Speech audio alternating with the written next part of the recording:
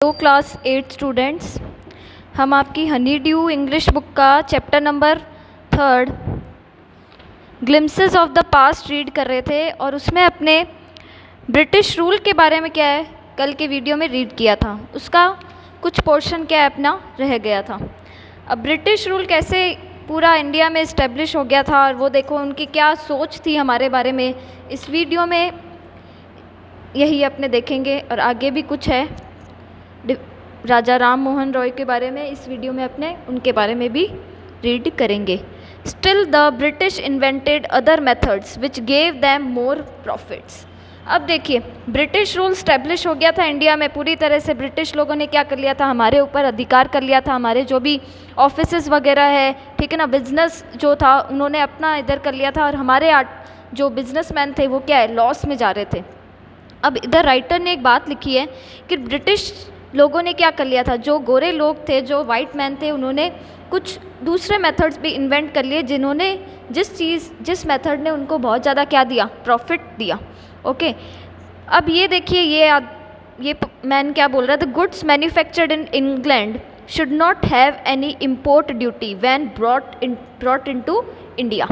अब ये इस आदमी सामने वाले जो दो पर्सन खड़े हैं उनको ये कह रहा है कि जब जो गुड्स, ऐसे सामान जो कहाँ मैन्युफैक्चर्ड हुए हैं, इंग्लैंड में, मतलब उनकी कंट्री में, जब उनको इंडिया में लाया जाएगा तब उनके ऊपर क्या नहीं लगेगी, कुछ भी इम्पोर्ट ड्यूटी इम्पोज नहीं होगी। तो देख लीजिए, अगर अभी हम कुछ इम्पोर्ट करें चीज़ें बाहर से, ठीक है ना, लेकर आएँ, तो वो क्या लगेगी, उसकी इम्पोर्ट ड्यूटी लगती है उसके ऊपर। लेकिन इन्होंने क्या किया, बहुत ज़्यादा फ़ायदा हुआ इनको कि इनको विदाउट कोई इम्पोर्ट ड्यूटी पे किए ये क्या कर रहे थे, यहाँ पर गुड्स ला रहे थे और अपने गुड्स जो है वो इंडिया वाले लोगों को क्या कर रहे थे, सेल आउट कर रहे थे। तो ये देखो, ये पर्सन क्या बोलता है, अ गुड आइडिया, उसने कहा कि ये बहुत अच्छा विचार है। अब राइटर ने क्या बात कही है, the East India Company's law began to cripple Indian industry. अब ईस्ट इंडिया कंपनी के जो लॉज थे, जो कानून थे, उन्होंने क्या करना स्टार्ट कर दिया था, जो इंडियन इंडस्ट्री थी, जो इंडिया के जो उद्योग थे, उनको क्रिपल करना, मतलब उनको बिल्कुल क्या है, हैंडीकेप कर दिया था, ठीक है ना, मतलब उनको बिल्कुल भी बंद कर दिया था। अब देखिए, ये आर्टिशन लोग क्या बोल रहे हैं, inevitably famines followed between 1822 and 1836 15 lakh people died of starvation. Inevitably मतलब कंटिन्यूसली क्या हो रहे थे, जो फेमाइन है, मतलब कि सूखा, अकाल वगैरह पड़ रहा था, और ये कब था, 1822 और 1836 के बीच में। और इसके कारण स्टारवेशन मतलब कि भूख के कारण लोग क्या है, करीब जो इंडियन, जो 15 लाख इंडियन है ना, वो मर गए थे, डाई हो गए थे। The British policies ruined the expert artisans and their business. अब ये जो ब्रिटिश की जो पॉलिसीज़ थी, इसके कारण क्या हो गए थे, हमारे इंडिया के जो कारीगर लोग हैं, एक्सपर्ट आर्टिशंस है, और उनका साथ में जो बिज़नेस है वो पूरी तरह से क्या हो गया था, रूंड हो गया था, मतलब कि बर्बाद हो गया था। अब इसी के बीच में एक बहुत ही ज़्यादा शिक्षित और लर्न मैन आए थे, राजा राम मोहन रॉय। अब राजा राम मोहन रॉय, देखो मैं थोड़ा सा इसके बारे में आपको इंट्रोडक्शन दे देती हूँ। राजा राम मोहन रॉय क्या थे, एक इंडियन रिफॉर्मर थे, एक इंडियन समाज सुधारक थे, और साथ साथ में इन्होंने क्या किया था, जो ब्रह्मो समाज है उसकी स्थापना की थी, ठीक है ना, उनको फाउंडर भी है ये ब्रह्मो समाज के। अब 1772 और 1833 के पीरियड के बीच में कौन आए थे, राजा राम मोहन रॉय। अब देखिए, Raja Ram Mohan Roy, a learn man from Bengal, understood what was wrong with the country. अब राजा राम मोहन रॉय क्या थे, एक शिक्षित आदमी थे, शिक्षित मैन थे, तो वो क्या बंगाल से बिलोंग करते थे, और वो ये समझ गए थे कि हमारी कंट्री के साथ में क्या हो रहा।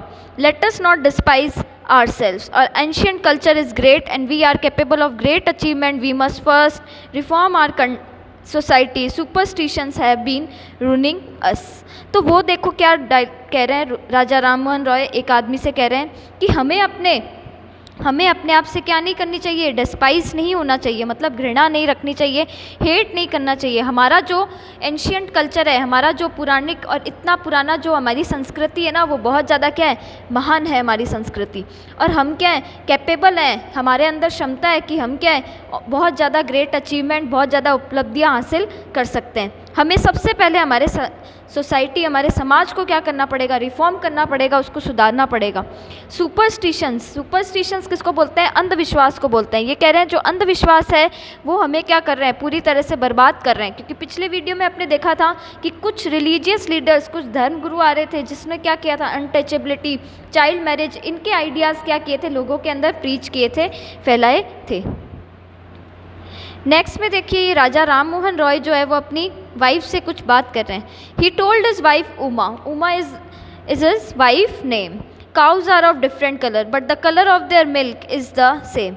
देखिए वो कह रहे हैं कि काउज भी क्या होती है, डिफरेंट, गाय भी क्या होती है, डिफरेंट कलर की होती है, लेकिन उनका जो मिल्क होता है वो क्या होता है, सेम होता है। Different teachers have different opinions but the essence of every religion is the same. मतलब पहले इंडिया में क्या था, ब्रिटिश रूल से पहले हिंदू और मुसलमान और ये क्या है, सारे क्या है, मिलकर रहते थे। तो वो कह रहे हैं कि हर धर्म गुरु, हर धर्म के क्या है, जो भी टीचर्स हैं, उनकी टीचिंग्स क्या हो सकती है, ओपिनियंस अलग हो सकते हैं, लेकिन सबका एक ही उद्देश्य होता है कि वो क्या कर रहे हैं, अपने धर्म का क्या है, प्रचार कर रहे हैं। और उनके पीछे करने के पीछे उनका क्या होता है, एक ही एसेंस होता है, वो क्या होता है, गॉड, मतलब कि भगवान क्या है, एक ही है।